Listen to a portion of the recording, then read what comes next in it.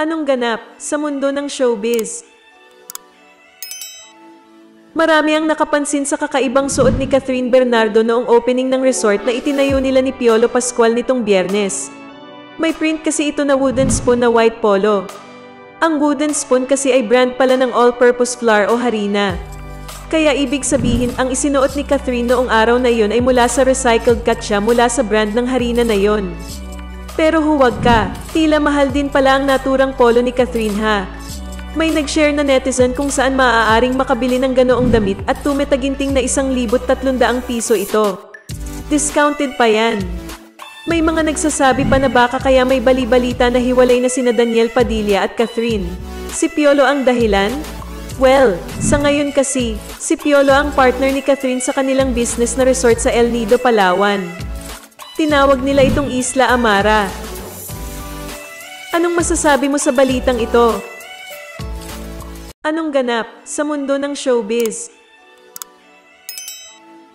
Nag-react si Carla Estrada sa napapabalitang Katniel breakup dahil may napansin ng fans na kakaiba sa pagitan ng celebrity couple na sina Catherine Bernardo at Daniel Padilla. Kamakailan lang na alarma ang Katniel fans sa mga kumakalat na chismis online. On the rocks daw ang relasyon ni na Catherine at Daniel. May mga espekulasyon pang ang lumabas na break na sila. Ang alegasyon ay nag-ugat sa isang TikTok video na sumagot ang Katniel kung ano ang definition ng loyalty. What is loyalty for Team Moyle? Loyalty for me is being contented. Because if you're contented, you won't look for any more person, right? So, loyalty equals your contentment. DJ.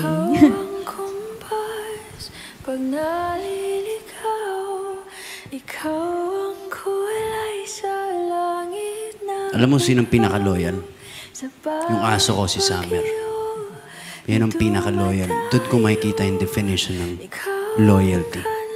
Na kahit ano man ang pinagdadaanan ko ngayon, kung ano mang sitwasyon ng emosyon ko ngayon, sino ako ngayon, tatanggapin ako ng buong-buo. No? Yun ang loyalty. Walang judgment kung sino ka. Thanks, DJ and Kat. Sabi ng ilang fans na nag-comment sa video na ito, mukhang may pinagdadaanan ng magkasintahan. Isang fan ang gustong malaman ang totoong kwento sa gitna ng napapabalitang breakup ng Katniel. Comment ng fan kay Carla, Tita Carla, please enlighten us na hindi totoo na break ang Katniel. Or may prob sila po. Binanggit din ng fan na nagsimulang umikot ang isyong ito dahil sinabi ni Daniel na ang aso niyang si Summer ang definition ng loyalty para sa kanya. Walang katotohanan, sagot ni Carla. As of this posting, wala pang reaksyon sina Catherine at Daniel sa chismis na hiwalay na sila. Anong ganap sa mundo ng showbiz? Iniintriga ngayon ng celebrity couple na sina Catherine Bernardo at Daniel Padilla na hiwalay na di umano. Usap-usapan nga ngayon ang blind item ng entertainment website na Fashion Police. Nakasaad sa kanilang ulat na isang couple daw ang hiwalay na ngayon pero low-key lang. Base sa mga clues ay may initials na KB at DP ang magkasintahan. Kalakip din sa kanilang description ay matagal na umano ang relasyon ng naturang real and real-life couple. Agad namang hinuha ng maraming netizens na sina Kath at Daniel nga ang tinutukoy sa blind item. Dahil bumase sila sa mga clues na nakasaad doon. At dahil dito agad namang umeksena ang self-proclaimed pambansang marites na si Sian Gaza. Sa Facebook page kasi na issues na kanyang pagmamay-ari ay nagpadala siya ng personal message sa social media accounts ng Katniel.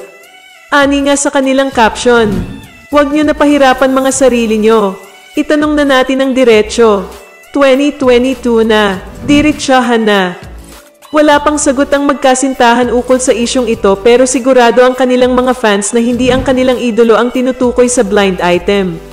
Matatandaan na nakaraan lamang ay nagdiwang pa ng 10th anniversary sa Thailand sina Kath at Daniel. Anong masasabi mo sa balitang ito? Anong ganap sa mundo ng showbiz? Paborito ng linya ni Christy Fermin ang paglalarawan sa kanyang source ng mga juicy items na hindi nanununag at hindi nangunguryente. Ang pagkakaroon ng veteranong kolumnista ng mga reliable source ang isa sa mga bentahe niya. Kadalasan, mga kaibigan, kakilala o malalapit sa kanya ang pinagmumula ng kanyang mga ibinabalita. Tulad ng ini-ere niyang scoop sa programa niyang Showbiz Now na. Ayon sa mapagkakatiwalaang source ni Christy Fermin, ipinagpipilitan daw niya na may kasalang magaganap sa real-life sweethearts na sina Catherine Bernardo at Daniel Padilla. Ito'y sa kabila ng katotohanang hindi pa nagpo-propose ang aktor sa kanyang kasintahan. Ipinagpipilitan po ng aming source na kahit wala pa pong proposal na ginagawa si Daniel Padilla kay Catherine Bernardo ay tuloy na tuloy daw po ang pagpapakasal nila sa susunod na taon. Kung kailan po next year, yun po ang tandang pananong sa atin. Pero talagang yun po ang kanilang paniniwala. At ako, sumasang-ayon ako. Ay, oo. 11 taon na po silang magkarelasyon. Pwede na. It's about time. Mukha namang may basbas ang kanilang napipintong pag-iisang dibdib mula sa kani-kanilang mga ina, Mommy Min at Carla Estrada, respectively. Inaasahang biggest showbiz event ang kasalang Catherine Daniel next year. Anong masasabi mo sa balitang ito? Anong ganap sa mundo ng showbiz? Malakas ang radar ng mga netizens sa kung sino pang kapamilya star ang lilipat sa GMA. Ang ginawang batayan ng mga ito ay ang blind item mismo ni Mr. Johnny Manahan na ngayon ay consultant na ng GMA Artist Center, na may 5 pa mula sa kanilang organization will follow suit. At gaya ng kutob ng maraming netizen, isa raw sa 5 yun ay si Catherine Bernardo.